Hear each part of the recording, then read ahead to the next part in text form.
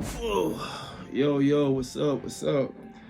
Um, Welcome to Hate on Joe, Collectible Chronicles.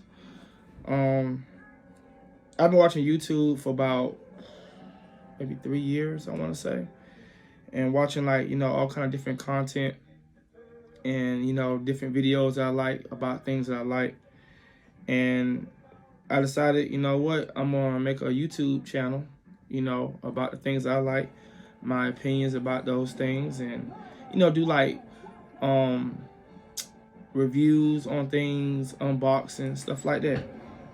So, one of the things that I noticed that I like about YouTube is it gives you an opportunity to be able to talk to people that's into the same things that you're passionate about. Um, for me, I'm into a lot of collectibles, a lot of arcade one-ups, a lot of premium statues. I'm into Funko Pops. I'm into like movies. I'm a huge movie buff. You know what I'm saying? I watch all the good movies. Stephen King, Clive Barker, Miss Society, all that stuff. I watch all those types of movies, and these are the things I'm like really passionate about. And one of the things I've learned is like when you're really into something, and it's kind of like a unique thing that a lot of people don't gravitate to, you really don't have anybody to share the experience of it with. Like you just like a lot of people, and I use premium statues, for example. A lot of people, you might save up all your money or whatever, your little disposable income to purchase a statue that you want to add to your collection or whatever, or arcade one up or whatever. And a lot of people, you might tell some of your partners about it or whatever, and they be, happy for you, all right, that's what's up, man, that's what's up. But at the end of the day, they really don't understand. They don't really have the passion for it, so they don't really understand how you can spend like, $900 on a statue. They just don't get it. You know what I'm saying? The same thing with arcade one up. And because I know there's a lot of people that don't like, they don't understand why would you spend all this money on 3/4 scale, arcade machines where you could just, the money you spent, you might have could have bought the real ones or whatever. But in my house, I'll stay on the, I'm upstairs. My game room is upstairs in my house, and I'm not trying to tote no full scale arcade machine up no steps. Like that ain't finna happen. I like the small ones because they fit in here, and you basically you like what you like, you know what I'm saying? So I wanted to make a channel where I could talk about that, to people, to say individuals that's into the same thing, passionate about the same things that I am, you know what I'm saying? And get feedback, comments, you know what I'm saying? Likes, dislikes, to see like, oh, what you think about this? You think it's better like to be posed this way or like this? Or do you think this is a better arcade machine to get versus this one? It's like conversations like that. So I want to sit here, give a little information about myself, the type of person I am and everything. You know what I'm saying? My name is Joe. My gamer tag is Hate on Joe. That's why my channel is called Hate on Joe. You know, Collectible Chronicles. On my channel, this is kind of in my about part, but like I want to do like, reviews, unboxings of arcade one-ups, talk about arcade one-up news, things they got, my opinions about some machines, some cabinets of, what I think about them and everything. Also, I want to do the same thing with premium format statues, doing unboxings. I want to talk about the struggles of trying to, buy these expensive things while maintaining, your family life, while trying to pay bills, take care of, family, you know what I'm saying? And still be able to do this, you know what I'm saying? Because this is not an easy thing to do. You might watch YouTube and think like, oh, he got all this stuff in this room and I do the same thing. And not saying you can't, but it is a challenge. It's not something that you just wake up in the morning and just do, because it's a lot of money. And you don't want to, mess up your family life and have your wife want to divorce you because you just spending all y'all savings, on stuff, just quick. You know what I'm saying? So it's a slow ride, but it's worth it. You know what I'm saying? Like they say, it's the journey, it's not the destination. So I want to talk a little bit about what got me into collecting. You know what I'm saying? What brought me to this? You know what I'm saying? To amass such a collection and why. So I'm from a town called Augusta, Georgia. I don't live there anymore. I ended up moving from that area. but originally I'm from the bottom. And it's pretty much an area down there by the Riverwalk in Augusta that, you know, has a high crime rate. You know what I'm saying? A lot of drugs, all that kind of stuff. A lot of, you know, just a lot of stuff. And when I was there, in the time I'm referring to was, you know, back in, you know, late 80s, early 90s. You know what I'm saying? And, you know, I know it's way worse now than it was back then. But, you know, this is where I'm coming from. So when I stayed, you know, in the bottom and everything, you know, I had a mom and a dad. Both of them worked, which was a rarity down there. You know, coming from the hood, you know. And anyway, so coming from, you know, that area right there, I was around like a lot of, you know, bad stuff. You know, I seen a lot of bad stuff. You know, a lot of people doing crazy stuff. All my homeboys, you know, getting locked up for drugs, robbery, just all kind of stuff. You know, just all kind of crazy stuff. And I was always trying to stay away from all that. You know what I'm saying? As much as I could, because, you know, I didn't want to go to jail. I wanted, you know, about that life. You know what I'm saying? I want to do something with my life and, you know, not go down like that, like a statistic. You know what I'm saying? So I remember when I had tried to get my first job when I was younger. And my first job was I was selling like hot dogs and sodas like at a ballpark. So the ballpark place was called on Augusta Green Jackets, and it's still there now, I think, but I think they relocated to another spot or whatever.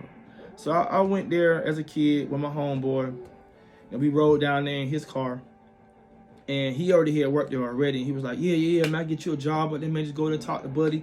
You know what I'm saying? You know, blase, say what you got to say to him, you know. So I went down there and talked to the dude, you know, presented myself. You know, I was dressed nice and everything. And, you know, I talked to the guy, you know, and he said, you know, you got the job. You know what I'm saying? Just, I thought for some reason that I had to fill out an application. I don't know why I thought that, but I didn't have a pen. So, you know, me and him, he was like, all right, man, just hop in the car. We're going to get you a pen, you know, blah, we'll come right back. So I hop in the car with him. We ride down the street to Kmart. So, you know, we bust up in Kmart and everything. He like, all right, man, just go ahead and get what you need to get. And I'm going to go ahead and, you know, take your stuff over here. So I'm like, cool, bet. So I goes over to get my pack of pens or whatever. I come back. And he's like, you know, loading all this stuff, you know, in the buggy and everything. And I'm looking at him like, you know, what you got money for all this right here? Because, you know, he putting like, you know, amplifiers and radios, just all kind of little stereo, you know, car equipment and stuff in the buggy. And I'm kind of like just confused, you know what I'm saying? And, you know, I grew up with this man, you know, he stayed like a couple houses down from me and stuff, so we go way back. You know, so I was, you know, I knew he didn't have the money for this, you know what I'm saying? And he was like, man, the cameras in here don't work, you know what I'm saying? You know, yada, yada, yada. So I'm listening to him, and I kind of get swept into the hype of it. You know, I'm like, you know, I'm listening to him and everything. I'm like, man, you know, and at that moment, you know, I kind of felt like I had that devil and the angel on my shoulders, you know what I'm saying? Like, because I knew I shouldn't do this, you know what I'm saying? But it's kind of like that peer pressure. So to kind of, you know, satisfy that whole thing and to make myself feel like, you know, I'm down or whatever, I just snagged a X-Men character, you know. So I was really big into X-Men and stuff back in that time, and, you know, which I still am now, but I ended up getting the Cyclops, and I ended up, you know, cutting them out the pack, you know, throwing them in the sweaties, you know, in the pocket. And in my pocket, you know, I had a hole in my pocket, but I had the liner. So when I put it in my pocket, the figure fell all the way down to my ankle. So, you know, it really wasn't visible on me. Like, you know, you really had to pat my ankles down to even know I even had it. So, long story short, we end up walking outside the store. As soon as we get to the car, you know, bam, you know, loss preventions pop up on us and everything. You know, scoop us up, take us back to the room. So we go in that room, they shut the door, bam, you know what I'm saying? We sit up in the room. You know, I feel like I'm on the first 48, you know what I'm saying? I'm sitting up here like looking around the room, you know, I'm scared, you know what I'm saying? I'm young, you know what I'm saying? I don't know what to expect was going to happen. So when they sit there and started questioning us, they talked to him first. I think we was in separate rooms, I want to say. Because I don't remember us being like side by side. But we might have been, I'm not sure. But when it came to me, I didn't snitch on him, you know what I'm saying? I just said, hey, look, you know, I got something, you know what I'm saying? And, you know, even though they patted me down, they didn't feel it. I showed it to them in a way what I had. And, you know, I apologized for taking it. I told them, you know, I was truthful about the situation. And they told me, they was like, well, since you honest and everything, you know, they pretty much gave me like a slap on the wrist. You know, I had to do like a little essay. I had to take a couple classes. And they got expunged, you know, and I don't have no criminal record or nothing like that. That's the only time I could think of that I actually did something that was stupid like that. So, but the drawback to it was they had to call my parents. And let me tell you, man, like my mom's was a nice parent. She was the one that was cool, you know. She was all, you know, I never really got too mad with you and stuff. She was always like this sympathetic parent. And my dad was the firm parent. He was the mean parent. And it's like my mom was at work and my dad was at the house. So when they called at the house, my dad put the phone. I was like, man. I'm like, oh man, my dad coming to get me? I was like, oh. I was like, hey, y'all might just lock me up, man. Just go ahead and lock me up for a little while. You know what I'm saying? I don't even want to face this man and have this conversation with this man. Like, I can't do it. So he come down there, he get me, you know what I'm saying? We get in the car. And, you know, I remember it was like an awkward silence, and we just sit in the car. And he, you know, before he cranked up the car, he told me, he was like, son, I'm just disappointed in you.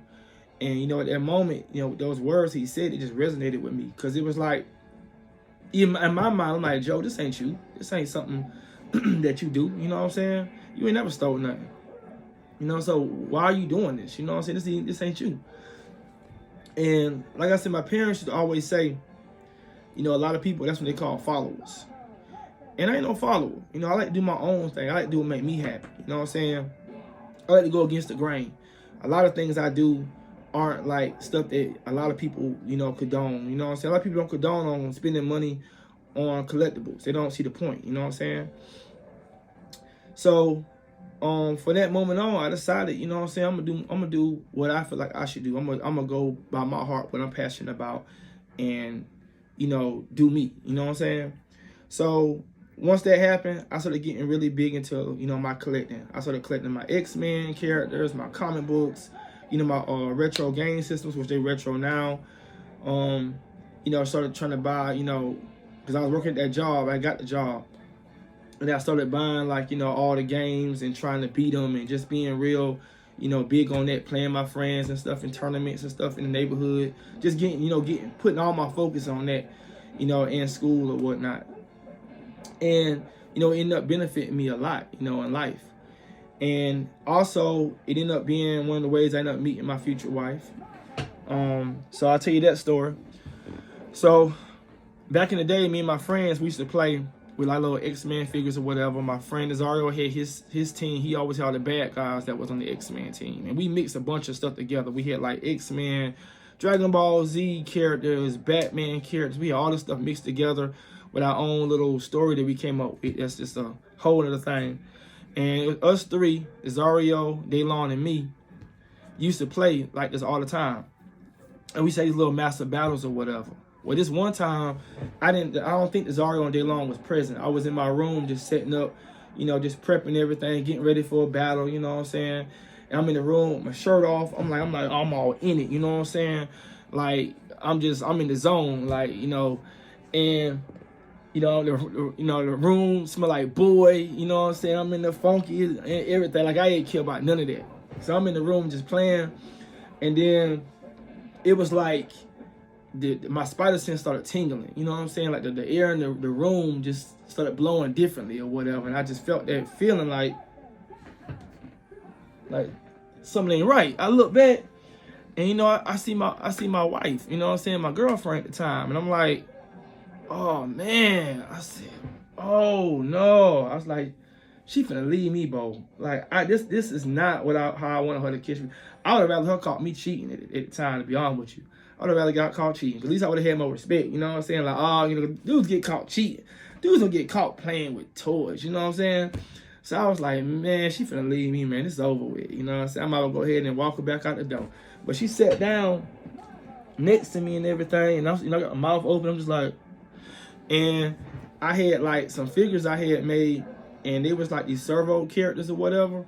And I had glued like yarn. I had multicolored yarn I glued like in their skull, took the skull apart, whatever, put it back together.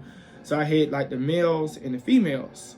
It's like an alien race or whatever I had came up with. And she took the character and she started braiding the hair. She didn't say nothing. She was cool with it and everything. I think me and her went on and did what we was normally gonna do, a little picnic or whatever. And it was like, That was it. And I remember in my mind, I said, you know what? She the one. She the one. Because she didn't judge me. She didn't walk out on me. Because like I said, all the girls I used to, want to talk to in the bottom, they all wanted dope boys. They wanted dudes that was about, all this other stuff, trying to get the bag. And I mean, I was a little kid, man. I ain't know nothing about all that. I feel like I shouldn't have been thinking about stuff like that. You know what I'm saying? Trying to, I wanted to be a child as long as I could be. Because I knew once I grew up, it's time for the real world. You know what I'm saying? Paying bills, taking care of responsibilities. So my mind wasn't on that kind of stuff at the time. So anyway, that's when I really realized that she was the one. And I've been married for, I want to say 22 years, 23 years I've been married. So, that's one of the ways how collecting actually, contribute to that. For me finding out that she was the one. So yeah, so this is basically what I want my channel to be about. Like I said, just collecting and, like I said, talk about the goods and the bads of doing, the hobby. And I want to, I'm currently got a statue I got in the mail coming. That I want to do a video on. I'm gonna do an unboxing. It's from HMO. It's my first, I want to say, well, it ain't really my first 1/3 scale, but it's my first premium 1/3 scale. So it's a long way from the statues that I used to buy. Okay, so the statues I used to buy, when I first got into the hobby of collecting premium scale statues, I used to see them at GameStop. And even though at GameStop they was like $60, like $100, $90, something like that. And that still ain't really considered to be premium scale, which I didn't know at the time. So I used to see him at GameStop, and I remember I used to think that I'm not gonna pay the price of a game to buy a statue, because I was buying my games at the time. But I was still intrigued by it, you know what I'm saying? So down the road, I ended up when we purchased this house, it was closer to this local flea market, this barnyard flea market. So I used to go there and everything, look at stuff, and there was this guy named Matt who had a booth that had nothing but like, statues. You know what I'm saying? He had other stuff, figures and stuff like that, but he mostly had statues. And his prices were very reasonable. Like $60 a statue or whatever. I got paid every week, so I was like, you know what I'm saying? What's $60? You know what I'm saying? So I ended up collecting a lot. Like just about almost every week I would buy like one or whatever, or more than one. So it kind of got me that first taste. And then, like, when I was buying the $60 statues and they being 1/10, I started being more interested in, 1/6 scale, 1/3 scale, 1/4 scale, 1/2, life-size busts. I started being interested in that. I started watching YouTube channels, about statue collecting from a few of my favorite YouTubers that do that. While I was watching my ones on Arcade 1-Up. And I started getting more and more into the hobby. So I started getting to the point where I wanted to, buy those myself. So I started going up from $60 statues to $150. Then once I started getting to $150, I started hitting $370. And now, like I said, I got this one coming from HMO that is up there for me. It's a long way from $370, I feel like, in a way. But yeah, so this is basically what my channel gonna be about, I'm be talking about retro games. Story I got about my retro gaming is Final Fantasy VII, the original Final Fantasy VII for the PlayStation 1. I remember when that game came out, my wife was well, she was my girlfriend at that time, I think. She was pregnant with my son. This is back in 97, I think. Back in 97, around that time. I know I should know this, but I'm a man, hey. So it's back in 97, and I remember I was playing Final Fantasy VII, and from the whole time that, basically he was, in the womb, I played that game from the time he was, she conceived or whatever, or after she conceived, found out she was pregnant, to all the way up till she just about had the baby. And I remember I played the game that long, I got all the way to the end just about. And I didn't know about farming and doing all that stuff on games and, going back, building up your HP and all that. I just trying to beat the game, so I was running through the game. So, I actually got all the way to the end and couldn't beat the game. So I had to start all, half of it back over and go back to the same stages over and over again to farm. So by the time I beat the game, she had the baby. So I always think about Final Fantasy VII when I think about his birth. So like I say, a lot of gaming and stuff, goes a long way through my roots and stuff, you know, with me and everything. So, like I say, stuff like that I want to discuss on my channel, and just the overall collecting and everything, the whole experience. And, you know, hopefully I'll be able to get, you know, real close with other people that's in the community of Arcade1Up, you know, premium statues, Funko Pops, movies, and be able to, like, you know, kind of, you know, get a little group of friends or whatever, you know. That's what I'm hoping for. But if you like my content, you know what I'm saying, just like and subscribe. I'm gonna try to keep the videos coming, you know what I'm saying. And like I said, I'm new to this right here, so it's my first time, you know, doing this. But hopefully I learn quick. I'm gonna try to be unique and, you know, do my own style and take on, you know, everything, and just, you know, and just see how it goes, you know what I'm saying. But so I guess that's all I got, you know what I'm saying. So like I said, my channel is Hate on Joe, Collectible Chronicles, and you know what I'm saying, we're gonna be doing premium scale statues, Arcade1Up unboxings, reviews, Funko Pops reviews, and occasionally movies, you know what I'm saying. So if you like the content, you know, like I said, just like and subscribe. And until then, you know, until next time, peace.